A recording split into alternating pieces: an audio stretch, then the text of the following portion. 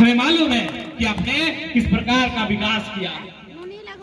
बस हमें इस बात की तकल्लीफ, ये लड़ाई कभी बाहरी भीतरी नहीं है। मैं स्पष्ट कहूंगा, मैंने स्पष्ट कहा है, ऐतिहासिक दृष्टिकोण से हम बंगाल प्रेसिडेंसी का भाग रहे हैं।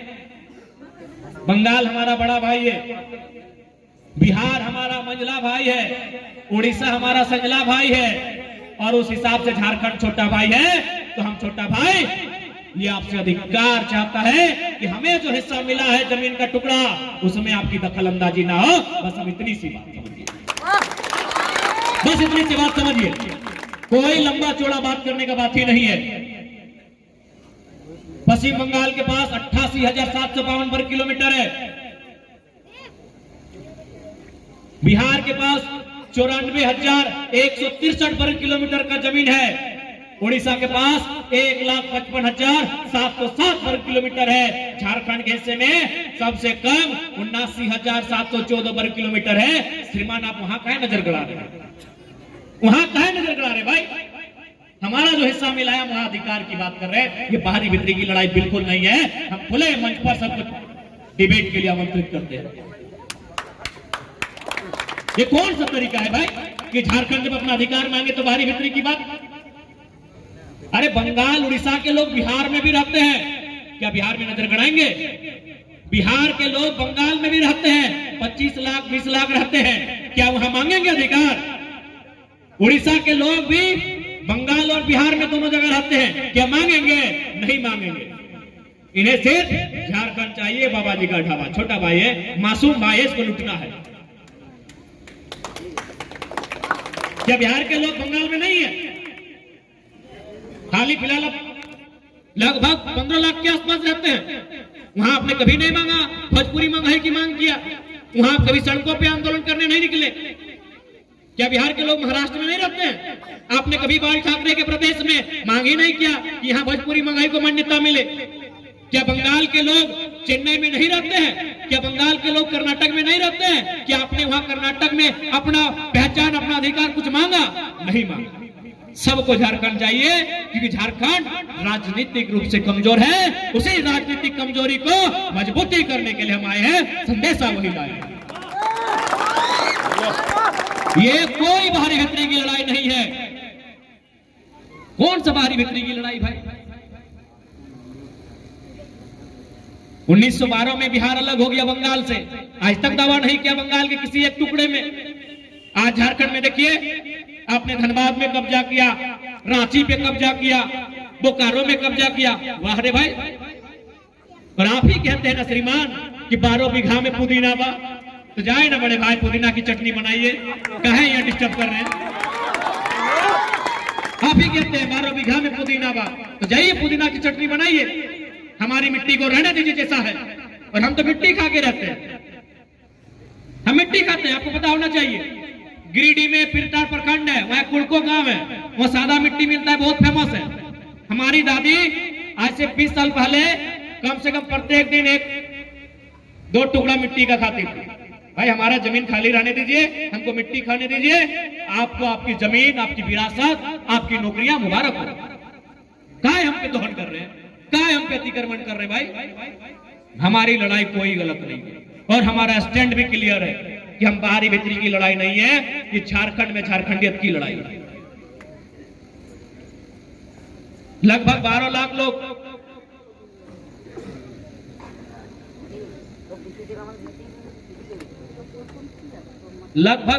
लोग हमारे झारखंड के, महाराष्ट्र में, तमिलनाडु, गुजरात में रहते हैं। बिल्कुल आप रहिए, किसी ने मना नहीं किया है, लेकिन जो अधिकार होगा राज्य के नाते, उस पर हमारा अधिकार है। बिल्कुल आप व्यापार कीजिए, आप प्राइवेट सेक्टर में देखिए, जहां हमारे लोग जिस प्रकार से बाकी प्रदेश में रहते हैं, बाकी प्रदेश के लोग हमारे प्रदेश में उसी तरह रहे, हमें आपत्ति नहीं है। लेकिन यदि हमारे अधिकार का हनन होगा, हमारा दोहन, हमारा दमन होगा, हर पीढ़ी में नया क्रांतिकारी वीर बन के सामने आएगा और उत्तर मांगेगा कि आपने झारखंड किसके लिए बनाया। करने जा रहा है, दिल्ली को दहलाने के लिए अपना कदम वहां रखने जा रहा है। आशीर्वाद दीजिए। और हम लोग पूर्ण विश्वास दिलाते हैं कि सांसद यानी जो प्रधानमंत्री के कक्ष में बैठने का अधिकार रखता हो, यदि हम लोग उस कक्ष में बैठने का अधिकार पाएंगे जहां प्रधानमंत्री बैठते हैं, जहां मैडम राष्ट्रपति बैठती हो, जहां उपराष्ट्रपति महोदय बैठते हैं, यदि उस कक्ष में हम लोग बैठने का अधिकार पाएंगे तो वचन देते हैं चाहे बालू का मामला रहे या कोयला का मामला रहे, उसे सॉर्ट आउट करने में देर नहीं लगेगी।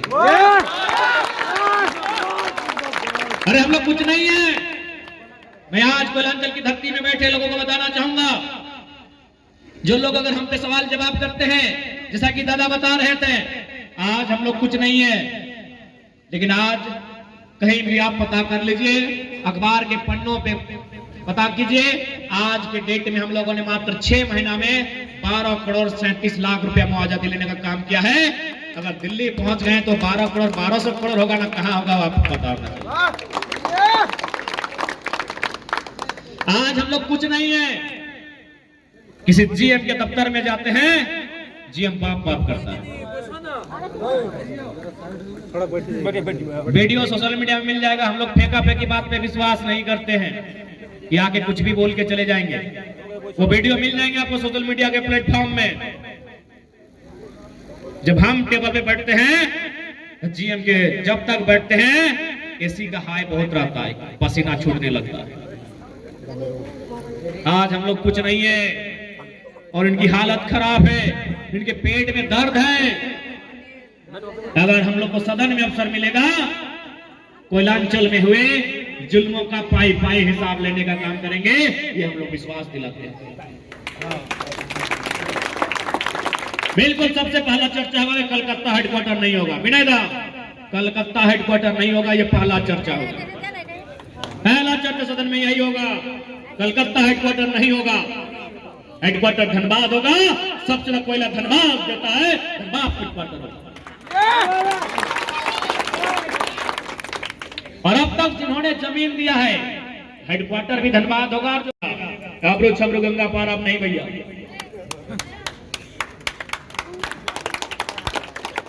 ये हमारा चर्चा होगा।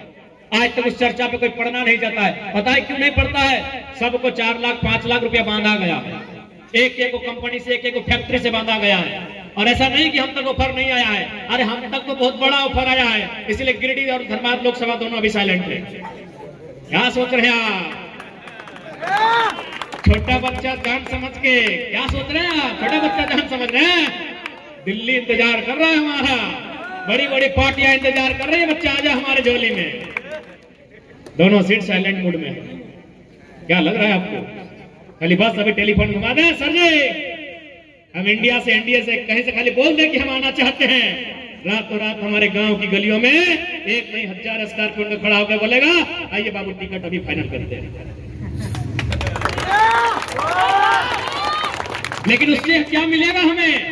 बस मेंबर ऑफ पार्लियामेंट मेरी मंजिल है, क्या हम खुश हो जाएंगे? उसके बाद क्या होगा? हमारे गर्दन में एक पट्टा होगा कि आपको टाटा खिलाफ नहीं बोलना होगा, आपको बीसीसीएल के खिलाफ नहीं बोलना होगा। तो भैया ये कुत्ता थोड़ी है, पराशर का टाइगर है। सबको चबा के खा जाएंगे, जगह मिलने दीजिए। यही होगा हमारे साथ। यदि आज हम दोनों पार्टी, 2 बड़ी पार्टी हैं अभी ऑफर करने वाले, इंडिया एनडीए दोनों साइलेंट है और यहां तक चर्चा है धनबाद गिरिडीह को इसलिए सस्पेंस में रखा गया है कि उसको आप लेके आइए धनबाद के लिए, आपको गिरिडीह दे देंगे। यानी जो हमें ले जाएगा धनबाद या गिरिडीह से, अगला सीट उन्हें दिया जाएगा। व्योम वाले भैया बड़े लेट से आए हैं, मोच में धोता दीजिएगा।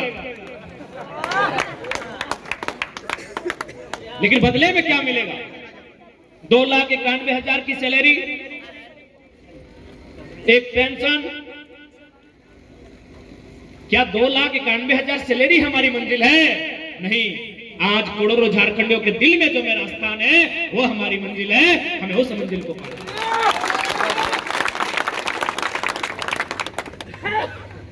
इसलिए आज ये वैचारिक लड़ाई है, हमारी लड़ाई किसी राज्य से नहीं है।